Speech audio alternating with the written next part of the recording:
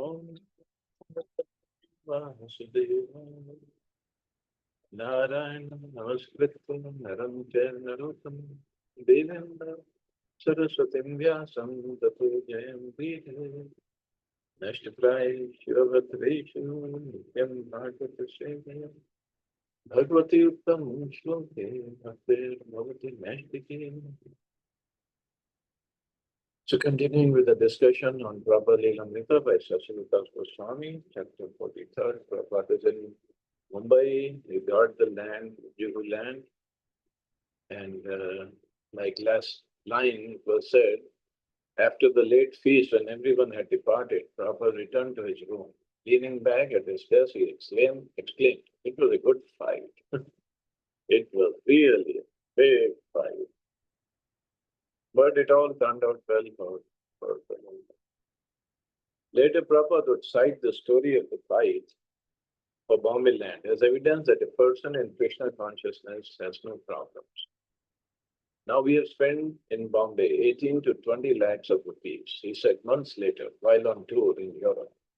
The property is actually worth 50 lakhs.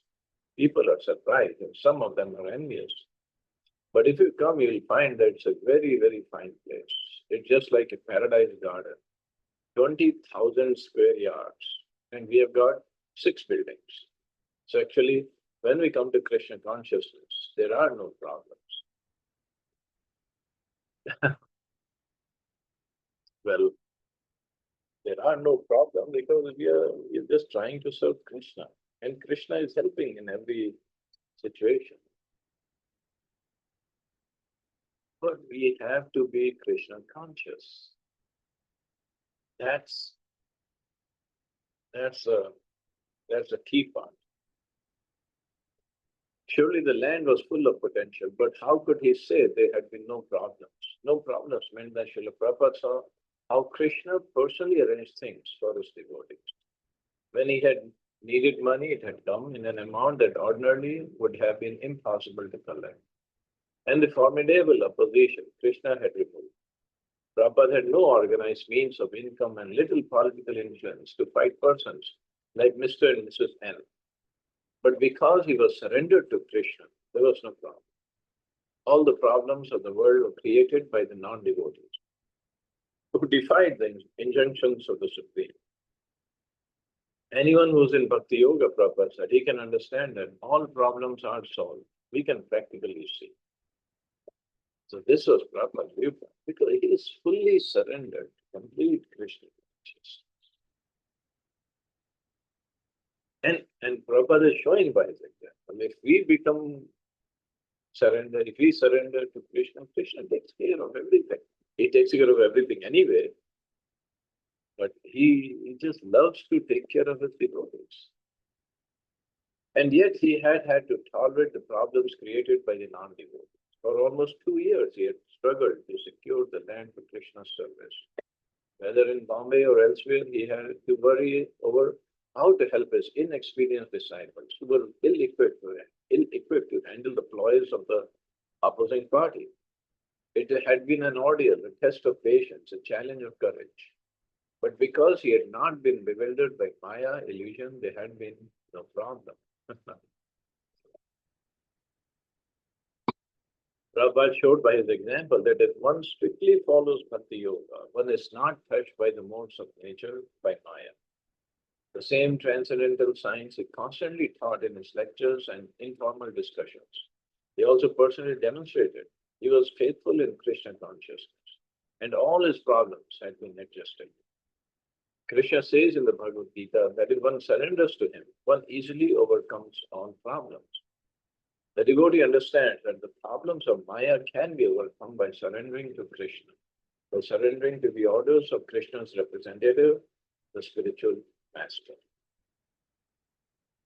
Some problems, problem in the sense, like if we take example of Prahlad Maharaj, pure devotee from the very beginning, from his birth, he was pure, Mahabhagavad. But did he face problems? His own father, who was the biggest terrorist of the universe, not just of a little town, of the whole universe. universe. His own father tried to kill him. So many ways. This movie has come out, we can see that. So situations could be there, but for Prahlad Maharaj, even though he was a little boy, 5-year-old boy, he was not bewildered, he was not distracted from his bhakti. Problems came. Krishna took care. As Lord Narasimha there, he himself appeared and killed Hiranyakashipu later. But Krishna, just like Hiranyakashipu ordered his soldiers to throw Prahlad Maharaj from the top of the mountain. So suppose we say mountain was 1,000 meters tall. Just an example, just to understand. They threw him down. Now Krishna did not say Prahlad Maharaj at 1 meter, 2 meter, 100 meters, 500 meters, 6, 7, 800, 9. He saved him at probably 999 meters from the top. Maybe 1 meter just above the ground. So, what is that? So, first, he wants to show to the world that my devotee never leaves me and I never leave my devotee. They have full faith in me and I'll protect them. And these kind of situations make devotees more surrendered to Krishna. The prayers that really comes out at that time from their heart, it's full of surrender, full of love. And at the same time, non-devotees, when they see these situations, so these situations actually filter out those who don't have faith. The bhakti is not just for everybody. Yes, we try to preach, we try to give out Prabhupada's books to introduce people to bhakti. Because this is an order of Mahaprabhu, order of Guru Parampara. We try to do that. But bhakti is not that easy. There will be problems, there will be tests. Tests of our surrender, tests of our devotion. But these examples, like Prahlad Maharaj, Guru Maharaj, and so many other examples in Bhagavatam and other scriptures, and Prabhupada himself and other devotees, they show us if we stick to our process and have faith in Prabhupada, faith in Krishna, faith in the process, we'll come out victorious. Very nicely. Krishna will protect. And he does protect. He does take care of his devotees. Now that the land was ensconced, Prabhupada could proceed to enact his vision. In attempting to construct buildings and propagate Krishna consciousness, he would meet more Maya-created problems, no doubt, but the greatest struggle had been won. The gorgeous temple of Shri Radha Ras Vihari would manifest. In the future, devotees and guests would come to India's gateway and stay in a first-class hotel at Hare Krishna land and conveniently imbibe the spiritual atmosphere of the temple. And the devotees, as long as they did not forget Prabhupada's example and instruction, could successfully utilize the facility in the spirit of service to Krishna. So these are the key points. If they did not forget Prabhupada's example and instructions, could successfully utilize the facility in the spirit of service to Krishna. Now, if I go there and I start thinking this wonderful marble building, nice rooms, and all the facilities in the sense of money will come, people are coming, and so much of opulence is there. It's for my use. That's where the problem is. Then we become Maya conscious instead of Krishna conscious. We try to cover up our intentions by saying, oh, this is for Krishna's service. Whatever I'm using, the facilities, and this and that. It's for Krishna's service. No, there are two things. First, I have to introspect really. If I'm serious and if I'm truthful, I'll introspect. Is it really I'm using it for Krishna service or it's for my sense gratification, my enjoyment? Then I have to see. And then second person who sees this, Paramatma, is sitting there in everybody's heart. He knows each and every thought process of us, and every desire that we have, every action that we do, every word that we speak. He knows everything. Can't hide from it. So we have to be very, very careful. If I'm really using everything in the service of Krishna, or 50 for Krishna, 50% for me, or 10 for Krishna, 90% for me, we have to see. Nobody else can tell us.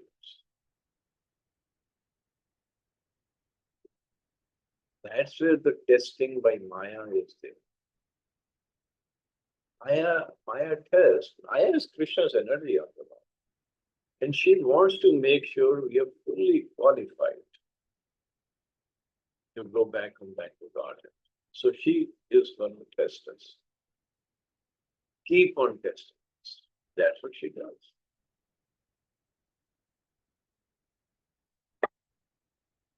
So the price Prabhupada had paid in tolerance and dependence on Krishna would never go in vain. What Srila Prabhupada produced by his tolerance was not only the facilities and the ongoing mission at Hare Krishna land, but a monumental living example of the behavior of a sadhu. In Srimad Bhagavatam, Lord Kapil Dev describes a sadhu, Titikshva Karunika, Suhrita Sarvdehina, Ajat Shatruva Shanta, Sadhva Sadhu Pushpa. The symptoms of a sadhu are that he is tolerant, merciful, and friendly to all living entities. He has no enemies, he is peaceful, he abides by the scriptures, and all his characteristics are sublime.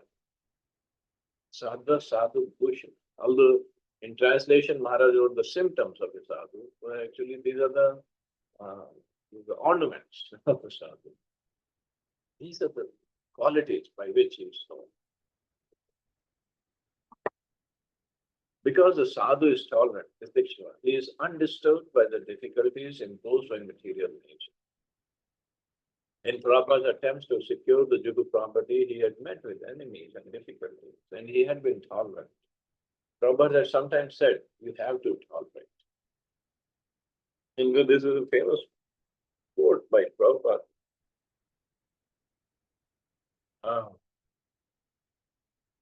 The devotee or a great person.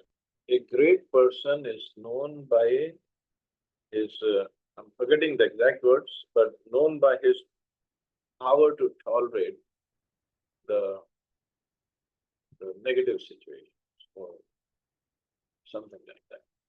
That's the greatness of the person, how he tolerates the negative situations. Good. I mean, here it is, he is peaceful, but Prabhupada got angry at his disciples, angry at Mr. N also. We know how when they were talking and Prabhupada was screaming at him and he was screaming at Prabhupada. It doesn't mean that sadhus don't get angry. Sadhu means any devotee. Devotee is a sadhu.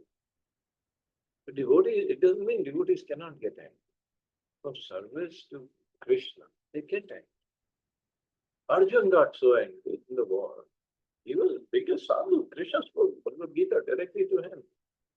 But he was so angry in the war, especially when Abhimanyu was killed. He cannot, a Kshatriya cannot fight a war without getting angry. Hanumanji, how angry he was, he burned down the whole Lanka. It doesn't mean sadhu means he becomes a stone. No emotions, no anger. No. But anger is, first of all, it is temporary, it's directed, and they get out of that situation very fast. And it's not for them. Chaitanya Mahaprabhu himself got angry when Jagai Madhai, the beat of Nityanand Prabhu, Madhai beat of Nityanand Prabhu. He brought Sudarshan Chakra, I'm going to kill you. Chaitanya Mahaprabhu. Other times also he got angry. When his devotees were offended. For himself he didn't get it. So anger is also in Krishna, and we get all those qualities from Krishna. But as a devotee, as a sadhu, they get out of the situation very fast. It's not the permanent. But karmis, if you see, they get angry, they keep on fighting, they do so many things with their anger. So that's not the situation with devotees. They tolerate, but they can get angry also. And a sadhu is not only tolerant, but merciful, karunika. When ISKCON's provisional temple had been attacked by the police, Prabhupada could have considered it a signal to leave the place and give up trying to help such ingrates by bringing them Krishna consciousness. Why go to such moderation? What's the use of trying? He had already nearly 100 temples outside of India. If the people of Bombay didn't like Krishna consciousness, then why not go away and leave them to their fate? But this is not Prabhupada's move. But no, as a genuine sadhu, Prabhupada was merciful because he had come to deliver the compassionate message of Krishna consciousness. He had to tolerantly give that message to everyone. People were misguided and were living like animals only for sense gratification. And by the laws of karma, they would suffer in the next life. Seeing this, unhappy predicament, Prabhupada had felt moved to help these fallen souls, even if they were unappreciated. And also, not everybody in Bombay was unappreciated. There were a few people trying to test Prabhupada. Prabhupada stayed back. He got that land and he built a beautiful temple. And so much of preaching, book distribution, prasadam distribution is going on. So many people come to take darshan of Radharas Vihariji every day. And just being so merciful. Srimad Bhagavatam also describes a sadhu as suited sarvatehi. The only desire in his heart is the welfare of all others. Being unbounded by nationalism, he thinks of himself not as Indian or American or even as human being, but as eternal spiritual soul, meant to benefit all living entities. All Suridam Sarvatehina. That's Bhagavatam. As Maharaj says, not just Indians or Americans or human beings, and not just for Hindus or Muslims, but at the same time, the qualities are given for Ganesh Adhikari, Madhyam, Uttam Adhikari. We have to see how we preach and who do we preach to. We have to discriminate when we preach. Discrimination is not that, oh, why should I give Krishna consciousness to this brother? Why should I even try? If a person is very envious, he might commit some offenses against a devotee, against Prabhupada, against Krishna, and then he'll go to hell. So for that reason, devotee tries to avoid envious people. We are not at the level of Prabhupada, who could preach to anybody or everybody. We're not at that level. So we have to see our limitations, but preaching has to go on. And preaching is not just by words, by giving books, by giving prasadam, by our dealing with the other people to preach. A sadhu, Srimad Bhagavatam describes as Ajata Shatru, because he never creates enemies.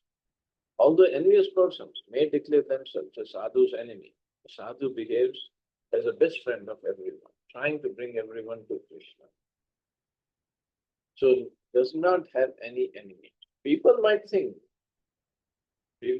act inimically towards a sadhu. A sadhu does not have enemies. Just like this word is very much used for Yudhishthira Maharaj. He never had an enemy. Somebody said Duryodhana was his enemy. But Yudhishthira Maharaj never looked at him as his enemy. Duryodhana might have. Huge difference. For the service of Krishna, he went through this war and he accepted the throne of the whole world, Hastinapur as the capital. But that was only for Krishna's service. He didn't have any other motive. And because of these qualities and so many other wonderful qualities, he never even thought of committing a sin. Forget about committing it. He never even thought of that. And those are the reasons Krishna put him on the throne. Krishna orchestrated such a huge battle of Mahabharata, killing so many people, so many soldiers, kings, so many of them got killed, to put Yudhishthira Maharaj on the throne. So how qualified Yudhishthira Maharaj is? And he's known as Ajatashatru. Because Prabhupada was trying to spread Krishna consciousness, envious persons would continue to oppose him. But as he sublimely showed in Bombay, what can be done, we have to follow it. Thus, even before any foundations were laid for buildings, Prabhupada had already fully demonstrated all the ornaments of the sadhu, remaining peaceful, shanta, and dependent on Krishna. He had become victorious. And for whoever serves such a great personality, Srimad Bhagavatam states, the door to liberation is open. So Prabhupada was way beyond liberation. But these are the qualities. And these are the qualities of the soul of a person from spiritual world. So we have to develop these qualities. We have to see how much these qualities are developed in us. Whenever some negative situation happens, something that we didn't expect, how much of these qualities we have, that we have to see. That means we are making progress. And slowly, we just increase those qualities in ourselves. Being fully surrendered to Krishna. Okay, I guess we can stop here because this chapter ended. Tomorrow we can start next chapter, beginning the temple of Krishna Balaram in Vrindavan. So, see anybody have any questions or comments?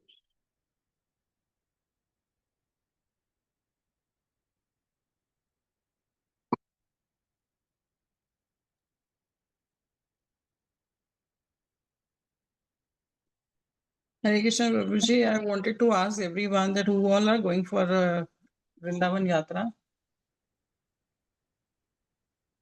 Well, I sent the message, but yeah, I know devotees are here also, no?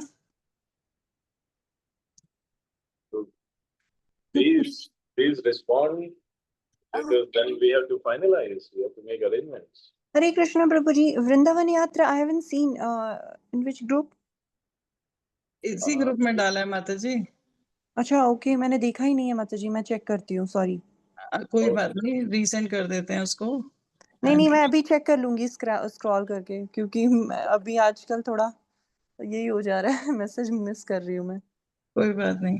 So Mata ji is ready to come from Pune. हाँ, imagine. Those from Delhi don't want to. No, I'm in, Prabhuji. छोटा group नहीं ले जाते. हाँ, छोटा group नहीं ले जा सकते मतलब प्रभु जी. मतलब हम लोग लोगों का ग्रुप थोड़ी ले जा सकते. दो नहीं, मतलब ठीक है, बस के लायक नहीं होंगे तो गाड़ी में चले जाएंगे, अगर बस वाला नहीं बना तो. बसें नहीं मिलने वाली हैं बाद में. अगर बस वाले लोग ही नहीं होंगे तो फिर कैसे करेंगे ना प्रभु जी. वीकेंड के